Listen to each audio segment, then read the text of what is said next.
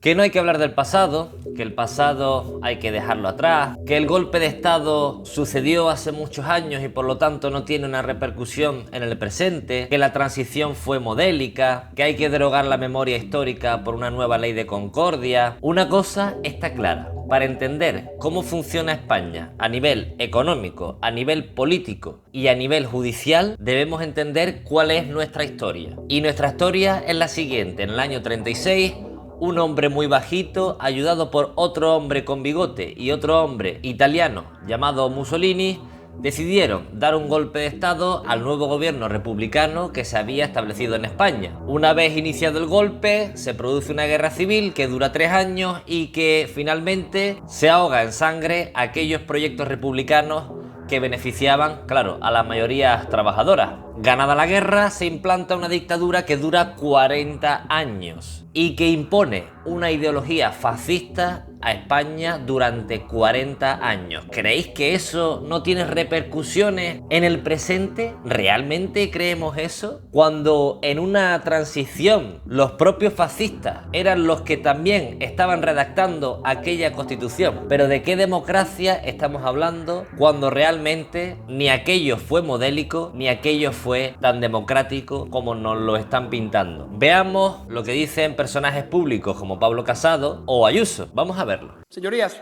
hablando de memoria histórica, la guerra civil fue el enfrentamiento entre quienes querían la democracia sin ley y quienes querían la ley sin democracia. La guerra civil fue un enfrentamiento entre los que querían la ley sin democracia y los que querían la democracia sin ley. Pablo Casado está exponiendo a estas dos posiciones como si estuvieran al mismo nivel, cuando uno de ellos fue elegido por las urnas y el otro intentó ganar el poder mediante la violencia. No, no estamos al mismo nivel. Estos dos bandos no están al mismo nivel. Especialmente lo que se defendía fue un ataque del fascismo a la democracia, señor Casado. Pero veamos lo que dice Ayuso. Bueno, no las he escuchado exactamente, pero desde luego he escuchado siempre al presidente del Partido Popular, al líder de la oposición, destacar el fracaso político que supuso esta guerra y que hubo una inmensa parte de los españoles, la tercera España, que no la quería y que, por tanto, todas aquellas divisiones sociales y toda la situación política que hoy nos lleve a esos ambientes preguerra civilistas tienen que ser, desde luego, puestos en tela de juicio, porque no podemos volver atrás, no podemos seguir enfrentándonos unos a otros y, desde luego, no levantando fantasmas que ni siquiera nuestros abuelos fueron capaces de hacer, ¿no?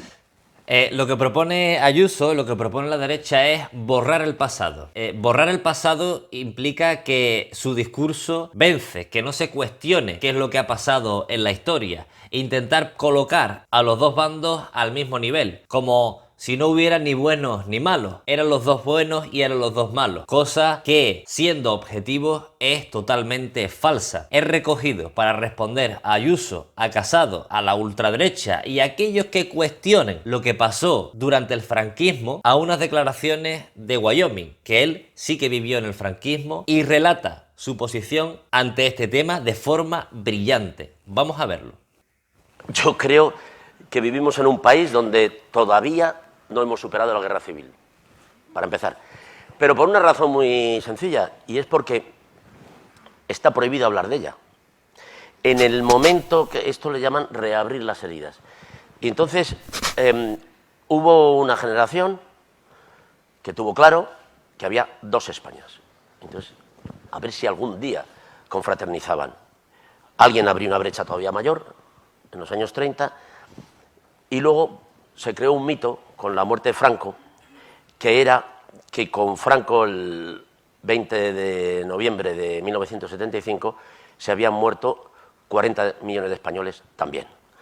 Porque yo nunca he dicho estas cosas, como alguna vez las he contado, desde el rencor. En mi familia todo el mundo estaba con el régimen. Mi padre había hecho la guerra con Franco y el único que era un tío, un hermano suyo, estaba en Argentina, o sea que allí en mi entorno no había nadie que perteneciera a la contestación y a la resistencia. Entonces, lo que vi es que, claro, esto no es gratis. España fue el único país donde el fascismo venció y además se quedó 40 años, porque en Italia acabó palmando, en los nazis ya sabemos lo que pasó con ellos, y luego encima vinieron las tropas que liberaron. Y entonces, bueno, pues aquí se hizo una especie de convenio, pero a nosotros nos dejaron solos. Y nos dejaron solos con una dictadura que entonces, ahora ya no se debe decir así, pero que estaban muy orgullosos de llamarse a sí mismos fascistas y de ser aliados de Hitler, y de etcétera, etcétera. Y que incluso durante muchos años después se seguía hablando muy bien de ellos. Yo pertenezco a una generación donde los alemanes en los tebeos eran los buenos. Metían, eso sí, también de buenos, para que no fuera tan descarado, metían a los japoneses, los metían de malos, que eran los aliados. Bueno, le llaman cochinas ratas amarillas. Y entonces el sargento gorila y tal les daba caña. A los japoneses, a los alemanes no. Siempre salían los alemanes, eran una cosa nostálgica. Yo me he criado en esa España.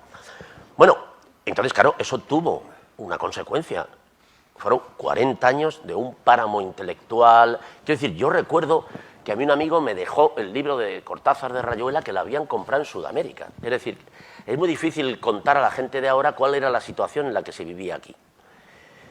¿Por qué cuento esto? Porque claro, se muere Franco, hay unas colas terribles y lo tuvieron que enterrar porque si no todavía quedaría gente haciendo cola. Es que ahora parece que era un friki que no sé, que habitaba por allí y que... Entonces, la resistencia que fue realmente heroica, aquí en este país, el porcentaje era mínimo, mínimo. Gente que daba la cara porque, entre otras cosas, te jugaban la vida. O sea, no era una cuestión ideológica.